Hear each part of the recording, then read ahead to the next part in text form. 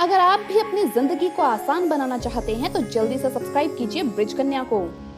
शिवरात्रि का व्रत इन 5 औरतों को गलती से भी नहीं रखना चाहिए, वरना लगता है भयंकर श्राप। शिव जी हो जाते हैं नाराज। इसी के साथ इस वीडियो में हम आपको बताएंगे कि शिवरात्रि के दिन कौन सी वो गलतियां हैं जो अगर आप करते हैं तो भगवान शिव के क्रोध का आपको सामना करना पड़ता है। और साथ ही हम जानेंगे शिवरात्रि के दिन किस तरह से आप भोलेनाथ को प्रसन्न कर सकते हैं। तो पूरी जानकारी के लिए इस वीडियो को अंत तक जरूर देखिएगा। नमस्कार दोस्तों, स्वागत है आप सभी का एक बार फिर से। दोस्तों सच्ची श्रद्धा से कमेंट्स में जरूर लिखें हर हर महादेव। दोस्तों महाशिवरात्रि 2022 में 1 या 2 मार्च कब है, महाशिवरात्रि की सही तारीख जानिए। साथ ही भगवान शिव की पूजा में ना करें ये 3 काम। दोस्तों शास्त्रों में महाशिवरात्रि का बहुत अधिक महत्व है। शिव जी को प्रसन्न करने के लिए कई लोग उन्हें रोजाना जल भी चढ़ाते हैं। शिव मंदिर में जाकर शिवलिंग को जल चढ़ाना सबसे पुरानी परंपराओं में से एक है। ऐसा कहा जाता है कि शिव जी को जल चढ़ाने से आपकी हर मनोकामना जल्द पूरी होती है। लेकिन क्या आप जानते हैं कि अगर आप शिव जी को इस खास तरीके से जल चढ़ाएंगे तो आपको इसका बहुत अधिक लाभ मिलेगा। तो आइए जानते हैं। लेकिन उससे पहले दोस्तों आपसे रिक्वेस्ट है कि वीडियो को लाइक करें, अपने दोस्तों के साथ शेयर करें। और अगर आपने अभी तक चैनल को सब्सक्राइब नहीं किया तो सब्सक्राइब करके बेल आइकन जरूर प्रेस कर लें। दोस्तों सभी शिव भक्त भगवान को प्रसन्न करने के लिए उन्हें उनकी प्रिय चीजें अर्पित करते हैं। जैसे कुछ लोग बेल पत्र चढ़ाते हैं तो कुछ लोग दूध अर्पित करते हैं। लेकिन क्या आप जानते हैं कि इन्हें चढ़ाने का भी एक सही तरीका है, वरना आपकी पूजा कभी भी सफल नहीं होगी। दोस्तों भगवान शिव की पूजा के नियम के अनुसार भगवान शिव को बेल पत्र चढ़ाते समय ध्यान रखें कि बेल पत्र के तीनों पत्ते पूरे हों। इसका चिकना भाग शिवलिंग से स्पर्श करना चाहिए। भगवान शिव की पूजा के दौरान कदम और केतकी के फूल न चढ़ाएं। भगवान शिव की पूजा के दौरान ध्यान रखें कि पूजा में जो अक्षत आप चढ़ाएंगे वो टूटे हुए ना हो। भगवान शिव की पूजा करते समय शंख से जल अर्पित नहीं करना चाहिए। शिवरात्रि के दिन शिवलिंग पर नारियल का पानी भी नहीं चढ़ाना चाहिए। शिव प्रतिमा पर नारियल चढ़ा सकते हैं, लेकिन नारियल का पानी नहीं चढ़ाना चाहिए। अगर आप भगवान शिव को प्रसन्न करना चाहते हैं तो इन बातों का विशेष ध्यान रखें। नंबर 1, ऐसा कहा जाता है कि जो व्यक्ति सूर्य उदय होने से पहले शिव जी को जल चढ़ाता है उसकी मनोकामना शीघ्र पूर्ण होती है। इसका कारण ये है कि शिव जी को ऐसे भक्त बहुत रास आते हैं जो सूर्य निकलने से पहले ही उठकर स्नान कर लेते हैं। इस समय स्नान करना सबसे अधिक पवित्र माना जाता है। सूरज की किरणों में कई तरह की हानिकारक किरणें भी होती है जो आपके द्वारा चढ़ाए जाने वाले जल को अपवित्र कर सकती है। यही वजह है कि सूर्य उदय के पहले चढ़ाया गया जल सबसे अधिक फायदा करता है। नंबर 2, शिव जी को जल चढ़ाते समय अगर उसमें शहद और दूध की कुछ बूंदें मिला दी जाए तो बहुत अधिक लाभ होता है। जहाँ तक सफेद रंग का दूध आपके जीवन में सुख और शांति लाता है, तो वहीं शहद के चढ़ाने से आपके जीवन की सारी परेशानियां एक एक करके खत्म होने लगती है। अगर आप शिव जी से अपने प्रेमी या जीवन साथी की मनोकामना कर रहे हैं तो इसमें दूध और शहद के अलावा थोड़ा सा केसर भी मिला दें। इस तरह जब आप केसर युक्त जल से अभिषेक करेंगे तो आपके प्रेम संबंधित सभी समस्याएं जल्द ही हल हो जाएगी।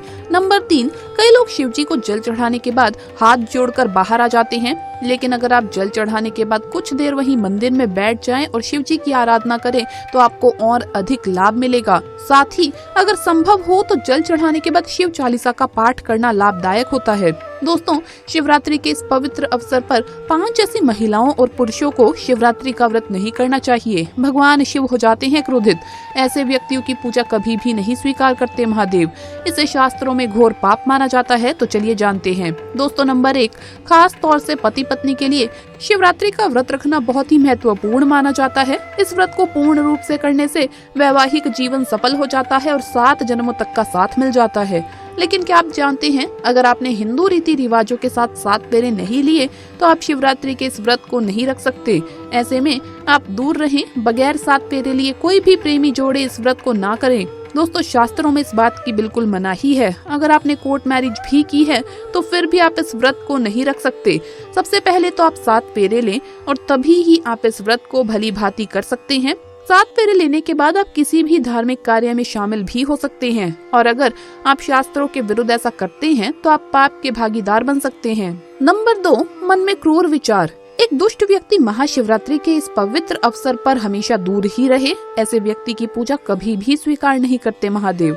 अगर हम शास्त्रों की माने तो अगर आपके मन में गलत विचार आते हैं और आप दूसरों के प्रति गलत भावना अपने मन में रखते हैं तो ऐसे में आप हमेशा गंदा ही सोचते हैं, तो आप शिवरात्रि का व्रत न रखें।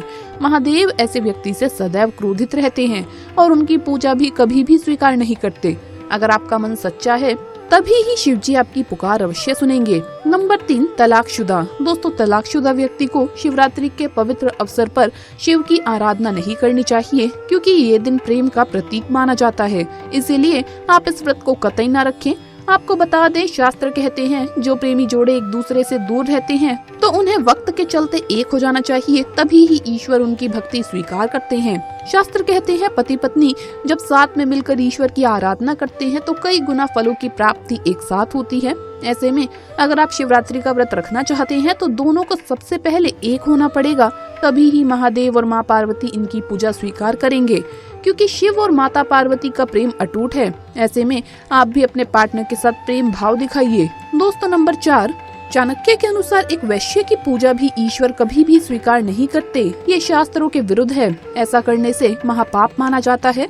ऐसे में शिवरात्रि के इस पवित्र समय में ऐसी महिलाओं को दूर रहना चाहिए और व्रत को गलती से भी नहीं रखना चाहिए।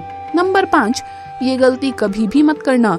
पुराणों के अनुसार कुंवारी कन्याओं को शिवलिंग कभी भी नहीं छूना चाहिए, इसे पाप माना जाता है। और वहीं जिस व्यक्ति के मन में स्त्री के प्रति गंदे विचार हो, वो व्यक्ति गालियां देता हो, तो भगवान शिव ऐसे व्यक्ति को नर्क में भी स्थान नहीं देते। ऐसे व्यक्ति की पूजा कभी भी भगवान स्वीकार नहीं करते। वहीं कुंवारी लड़कियां शिवरात्रि का व्रत जरूर करें। अगर आप महादेव जैसा पति पाना चाहती हैं, तो इस व्रत को कुंवारी कन्याओं को अवश्य रखना चाहिए। खास तौर से शिवरात्रि में जब कोई कुंवारी कन्या व्रत को भली भांति पूरा करती है तो यकीनन उसे महादेव जैसे पति की प्राप्ति अवश्य होती है। इसी के साथ दोस्तों, महाशिवरात्रि पूजा में ये चीजें कभी भी ना भूले।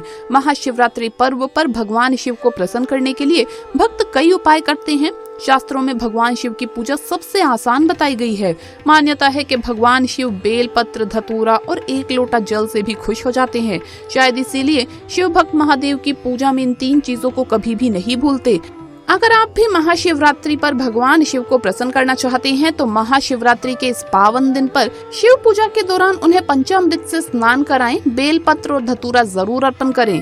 साथ ही साथ शिवलिंग पर गन्ने का रस अवश्य चढ़ाएं, ताकि आपको महादेव की पूर्ण कृपा प्राप्त हो सके। दोस्तों, ऐसा माना जाता है कि शिवरात्रि के दिन अगर आप धतूरा खा लेते हैं तो आपका व्रत संपूर्ण सफल हो जाता है। ऐसे व्यक्ति को धन, यश सब कुछ प्राप्त हो जाता है। इस दिन आप धतूरा अवश्य खा लें।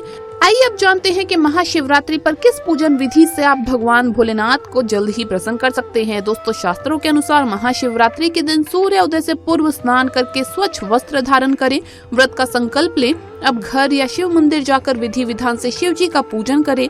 रात्रि के समय भगवान शिव की मूर्ति या शिवलिंग को पंचामृत से स्नान कराएं। और दोस्तों, जब आप ये जल अभिषेक करेंगे तो उस समय पर आपको ओम नमः शिवाय मंत्र का जप करते रहना है। उसके बाद उन्हें बेल पत्र, धतूरा, चंदन, पुष्प, धूप, दीप आदि श्रद्धा से अर्पित करें। अंत में शिव आरती और परिक्रमा करके पूजन संपन्न करें।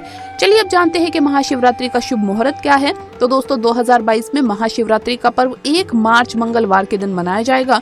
चतुर्दशी तिथि शुरू होगी 1 मार्च प्रातःकाल 3:16 पर। चतुर्दशी समाप्त होगी 2 मार्च प्रातःकाल 1 बजे। निशीत काल पूजन का समय होगा 12:08 से लेकर रात 12:58 तक।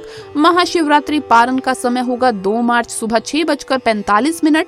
दोस्तों, महाशिवरात्रि पर रात्रि के चारों पहर में भी शिव जी की पूजा करनी चाहिए और अगले दिन प्रातःकाल ब्राह्मणों को दान दक्षिणा देकर व्रत का पारण करना चाहिए। तो दोस्तों, आपको वीडियो कैसा लगा हमें कमेंट्स में जरूर बताएं। इस वीडियो को लाइक करें, अपने दोस्तों के साथ शेयर करें और हमें सब्सक्राइब करना न भूलें। जल्द मुलाकात होगी अगली वीडियो में। हर हर महादेव, जय महाकाल।